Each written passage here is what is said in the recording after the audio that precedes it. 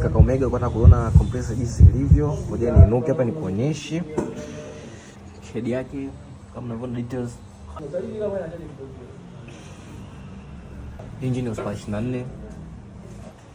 Inakuja na pipe, limbo, utapata limbo mbili. Diga zile pale. Chuchu. Chuchu ziko wapi chuchu? Hii hapa. Chuchu unapata mbili. Na Omega mzigo uko tayari hapa. Diesel engine hapo. Head hii hapo juu nimeifunga vizuri. Maanake transporter nao wanavunja sana mizigo. Tanki yake hapa kaka, uhakika kama unavyoona. Yaani tumenyoosha, tumebaruza.